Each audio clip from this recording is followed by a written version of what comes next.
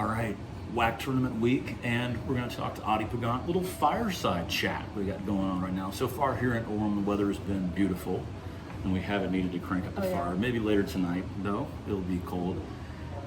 Monday, team practice this morning, and kind of some downtime. Some of the gals are in the lobby here in our hotel doing homework, and I'm headed for laundry after this. But wanted to get a chance to talk to Ariana. Ariana, we've talked so many times through the years. Thanks for being willing to sit down and chat one more time. Thanks for having me. Ariana, first of all, how did you manage 2 senior days? I mean, how about that? Not many players get to have 2 senior days, so what was it like for you to be able to be honored the second time? It was really special. I think I'm the first one that has had like 2 senior days. And so, I don't know, I was just really grateful, I felt really blessed with the opportunity to experience that again. And just having the NAC family, the student body, the community, my teammates, just do it all over again. Like, it was just incredible. And I felt so like complete, I didn't feel like I had unfinished business at Shelton Gym. And so that felt nice. Now, I've heard the story of the decision for the 5th year, but for people that haven't kind of walked through that a little bit, at what point did you kind of make that call? Because we did, again, have senior festivities for you last year, but at what point did you kind of make that call and say, hey, I really do want to do this, I do want to come back for year 5? Since I knew that I had an extra year because of COVID, I wanted to come back. Like, I had no second thoughts. I think I would regret it, and like when I'm older, if I didn't use that year of eligibility playing in college. I love volleyball, I love Nacogdoches and SFA, and so it was a no-brainer for me. But one of the things I've noticed this year is with you in grad school, and again, in times like this, I always saw you, work hard in the books and things, but there's been a lot of late nights in hotels. There's been a lot of times where I've seen you, staying up late, doing things, staying on the bus to work on things. So that's been a new demand in your life, right? To be able to both play volleyball and be in a graduate program. Yeah, we only meet once a week throughout the week for the classes. So everything else you have to do it on your own. So it requires more self-discipline and self-motivation. And so we get the lecture for 2.5 hours, and then everything else is up to you. And so it's obviously classes are more challenging. The classes that I'm taking right now during season are not my strength, so it's a little bit harder as well. And got to make sacrifices, but everything it's been paying off. So let's get into your career a little bit. 2 straight 200 kill seasons, 3 straight 300 dig seasons. You'll on Thursday go over 900 kills for your career, over 1,500 digs already. What in your mind has allowed you to be that consistent? Wow, I didn't know any of these stats, so I'm wow. Yeah, lots of numbers. Just staying consistent, and and also in the summer, the work in the summer and the off season has been really important, and taking care of my body at a high level, and because it's not just one day in preseason that you go to ice bath and stretch. No, you have to do it every single day to be able to perform at a high level. So just taking care of that and my eating and trying to stay on top of things for the most part, because there's some late nights we have to stay up, but just trying to be consistent and keeping the purpose and the end goal in mind throughout the days and working hard. When we're on the road, of course, get a chance to go with the team to practice and watch as they prepare. You talked about numbers. You're in the top 10 list all time at SFA for digs and climbing. And one of the things I noticed about you in serve receive is that you have a great sense of balance.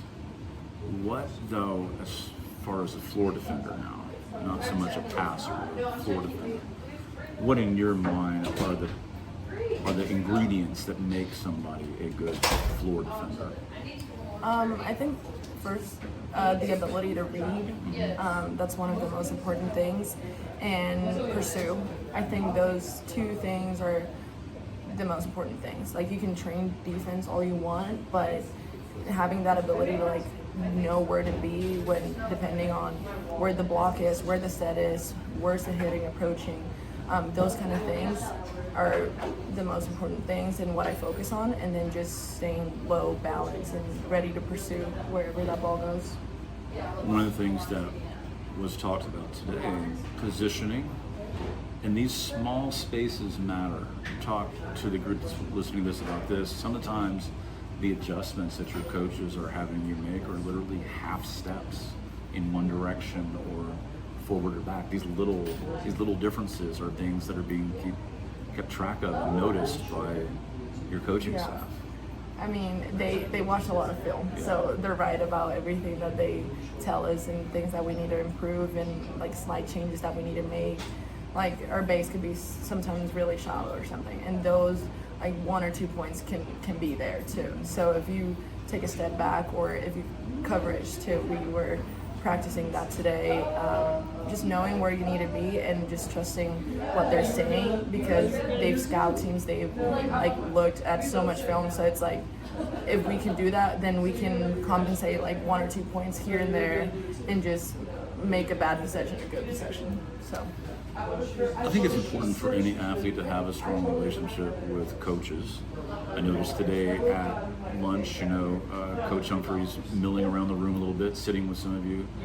But I do know that your relationship with D-Hump is pretty special. I've witnessed that, especially the last 2 years. Just chat a little bit about that. Just the trust you have in her, what you've learned from her, because I can just tell, especially on days when we have senior days and special days like that. But you built a very strong relationship with Coach Debbie. yes, I think having a really strong relationship with your coach is one of the most important things as a player. And I mean, she's pretty special, and I've been here for 5 years, and I admire her and I respect her so much. And I think she's a great leader, and I think that's one of the reasons why we've come so far, why the program has been so successful in the past 35 years. Yeah. And so that was one of the reasons that made me come back, like the discipline, the culture that she created here. Like it's so amazing, and just being able to talk to her and count on her, and knowing that I have her back in anything, not just on the court but off the court. Like I could come to her with whatever I need, and she's always going to be there for me. And I think that's just special, and I feel really blessed to have that type of relationship with my coach. Is it possible for you to think back over now almost 5 years and have a top memory or two? Is there something that you feel like will really stick in your head after it's all said and done? This year, Sam Houston game, I think having the gym sold Big out. crowd for that, yeah. Big crowd, and I think that was one of the most fun I've ever had. And that was so special, and it's with Sam Houston, so that was really great. And I think also senior night today, I remember, it's your last time playing Sheldon Gym, so it was pretty special for me.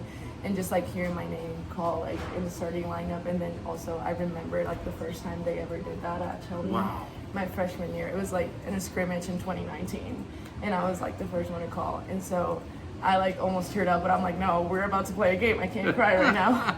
And so I don't know. It was just those two memories, Sam Houston, and then just knowing, remembering yesterday, the first time I stepped foot in that court, and then the last time it was happy and sad emotions all over the place.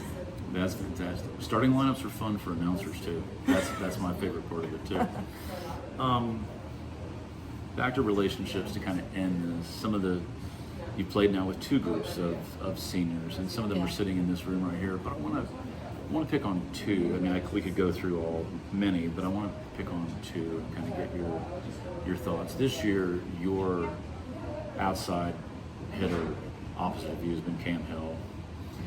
Talk a little bit about her, what you see in her, both while you're on the court, playing back row while she's front, and vice versa, and off the court. Just describe a little bit the kind of player and person you see in Cam. Yeah.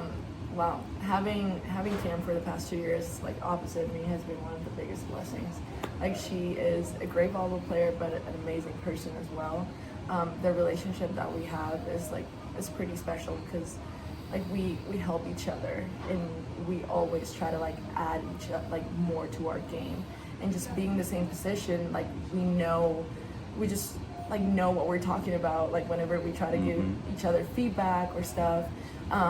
And then she's always supporting me no matter what, no matter if I'm like making errors or not being perfect. And then she also knows that I'm supporting her. And she's just very happy, and like you want to be around people that it's just positive vibes. And I don't know, I can't wait to see what she does for the next 2 years, because she's gonna be an amazing leader on the court, and she's gonna hold this program to a high standard moving forward.